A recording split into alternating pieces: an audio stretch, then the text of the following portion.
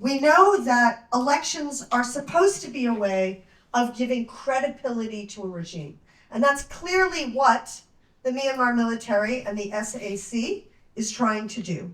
But I would like to ask you, how does the military's control over the Union Election Commission, which is the body that organizes the election, and the exclusion of opposition parties intentionally by the amended political party registration law, how does that affect the election's legitimacy?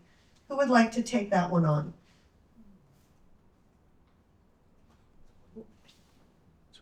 Thanks.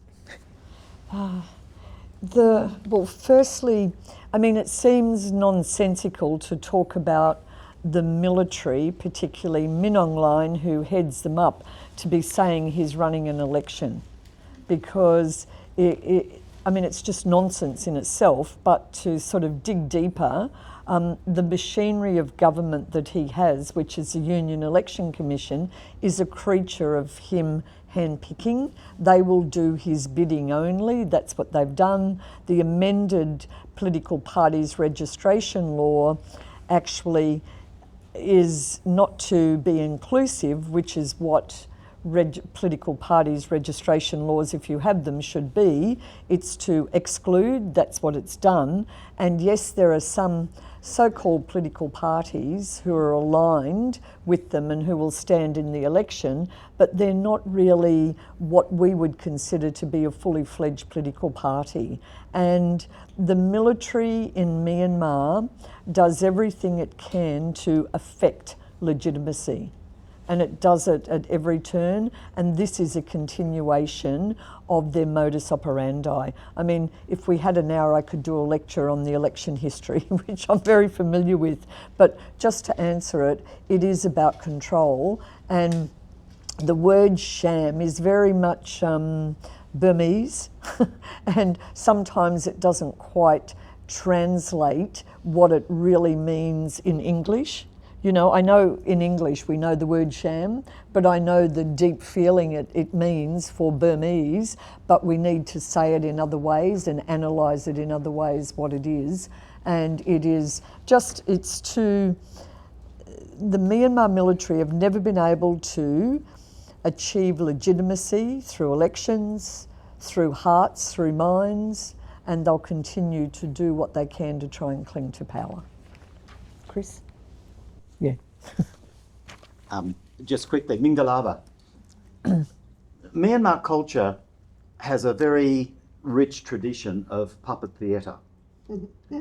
And the puppet theatre in Myanmar is a wonderful way of expressing realities in life that are reflected behind the theatre itself.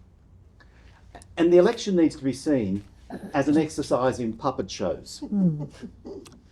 It reflects a deeper reality. Not many people are going to vote.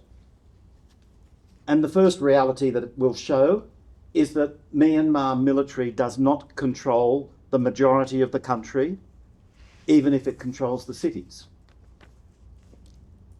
It will not be an expression of the will of the people, for the reasons that Janelle has described. And it will not produce a result that has any legitimacy inside Myanmar.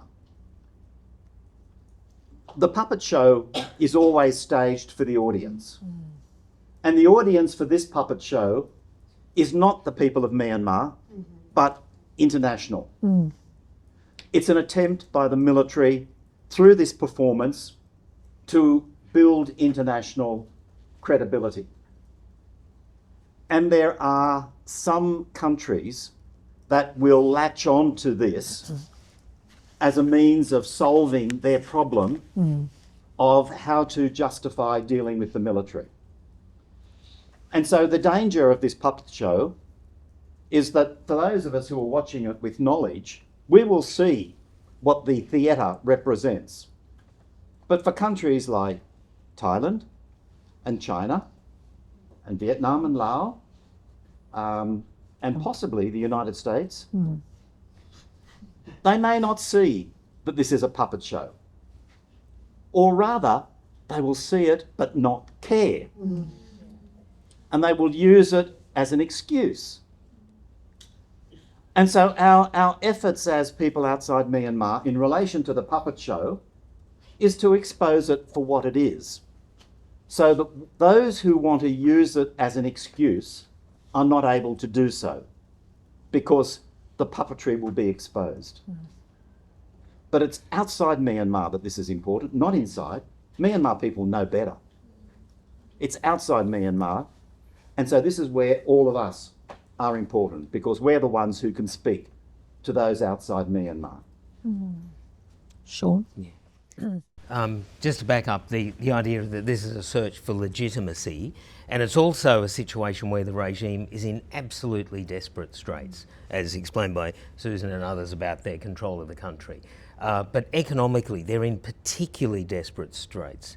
And they're running out of foreign exchange, but they desperately need that, because that's the one military advantage they have, is in air-delivered munitions.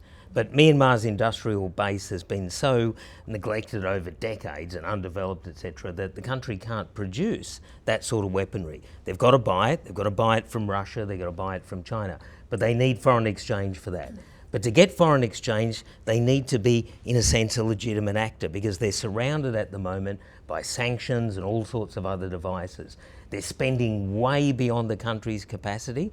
The economy really scarcely exists now in Myanmar. It's not a place where we're used to in Australia, where allocation of resources and employment and all that is decided by prices and wages and interest rates or anything like that. Nothing like that. It's a war economy that is delivered from command at Nay Pyi Taw, and all the resources are channeled into this war. But they have this vulnerability on the foreign exchange front. So this search for legitimacy is partly about that. And it's also partly about, as Chris said, the cynicism and the greed of some other countries around it as well. They would love to ink some deals with this military regime and, you know, run roughshod over human rights issues and environmental protections, all that sort of stuff we can forget completely if this was to go ahead. So, yeah, so there's a very strong vested interest in the military, but also people internationally, at having this election bring about something that people, by which people, the international community, could live with. And I think the real danger is that the bar from ASEAN and China and many other countries is incredibly low. And that, as Chris said, we need to call it out. I mean, how good are they? They just jumped ahead to what I was going to sort of ask later, which is where are we going with this? What are the reasons and what are the serious consequences? But thank you for 3 unbelievably eloquent responses thus far.